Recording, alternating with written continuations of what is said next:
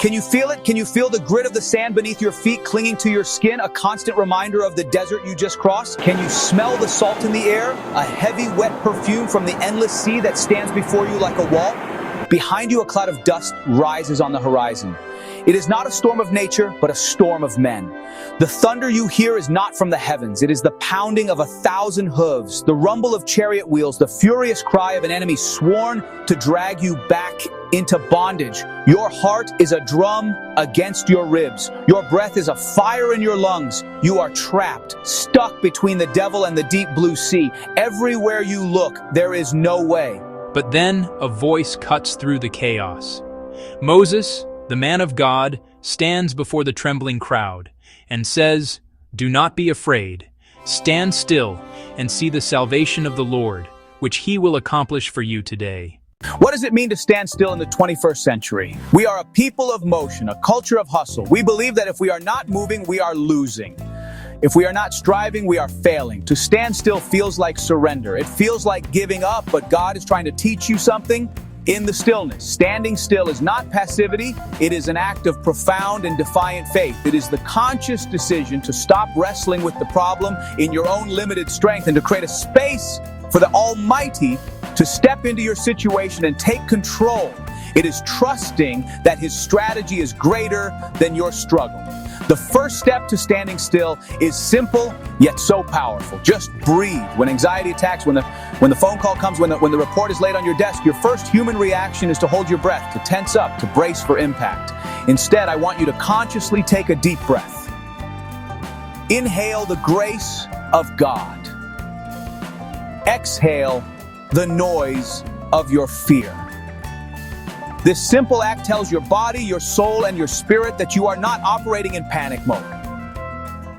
You are choosing to operate under the authority of a God who is never panicked, never surprised, and never overwhelmed by the circumstances that are overwhelming you.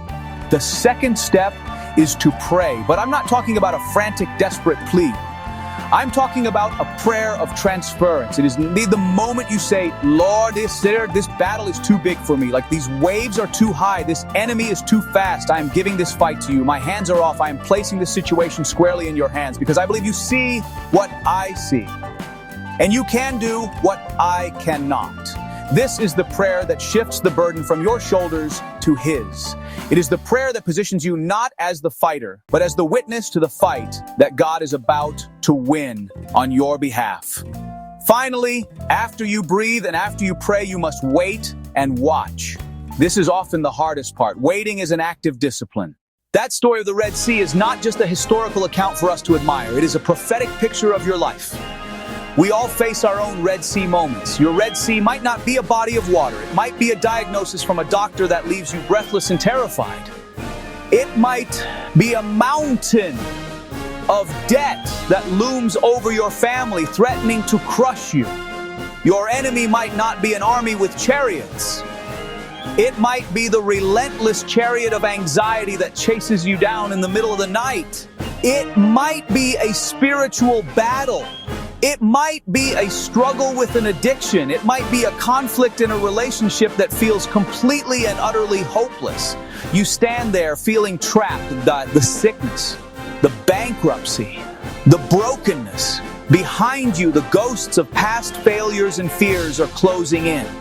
You feel the panic rising, the temptation to make a rash decision, to lash out in anger, to run and hide, or to simply give up. Your mind is screaming, "Do something, anything," but the Spirit of God is whispering a different command into the depths of your soul. He is whispering, "Be still." You see, we often try to part our own seas, trusting only in the methods of man, forgetting the healer, manipulating outcomes, forgetting the provider. We exhaust ourselves trying to do God's job, but the God who split the Red Sea then is the same God who is with you now. The power that threw the Egyptian army into confusion is the same power available to silence the confusion in your mind. The hand that carved a path through the mighty waters is the same hand that can make a way for you where there seems to be no way. He has not changed. His strength has not diminished. His love for you has not faded. Your modern battle is not too modern for your ancient God. He is still the master of the impossible. He is still the God who specializes in situations that have gone too far. Right now, wherever you are, I want to invite you into a moment of holy stillness. I don't know what sea you're facing. I don't know what enemy is at your back, but I know the one who holds the oceans in his hands. I want you to stop what you are doing. If you can, close your eyes. Let the noise of the world fade away for just a moment. Silence the frantic voices in your head that are screaming at you to panic. Take a slow, deep breath and another. Feel the tension leaving your shoulders. Feel your heart begin to slow its frantic pace. In this quiet moment, bring your impossible situation before the Lord. Picture it in your mind. Don't run from it. Look at it, then look past it to the God who is bigger than it. Name your fear. Speak it to him. Lord, I'm afraid of this sickness. Lord, I'm overwhelmed by this debt. Lord, this conflict is breaking my heart. Give it a name and then give it to him. Release your grip. Open your hands. Let it go. Transfer the responsibility for the outcome from your finite ability to his infinite capability. Now let his word be the anchor for your soul in this storm. Let this promise from the book of Exodus become your personal declaration of faith.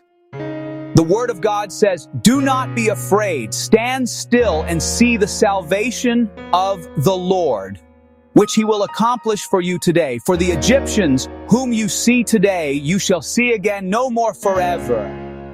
The Lord will fight for you, and you shall hold your peace. Did you hear that? The Lord will fight for you. The battle is not yours. The struggle does not belong to you. The outcome is not your responsibility. Your job is to stand still. Your job is to hold your peace. Your job is to trust. Your assignment is to be a spectator to the salvation of your God. He is not asking you to help him fight. He is telling you to get out of the way so he can demonstrate his power. He is about to take on your enemy, and he wants you to have a front row seat. For he's not just your protector, he's your guardian contender. Stand still. God will fight for you. The battle belongs to the Lord. Watch God make a way.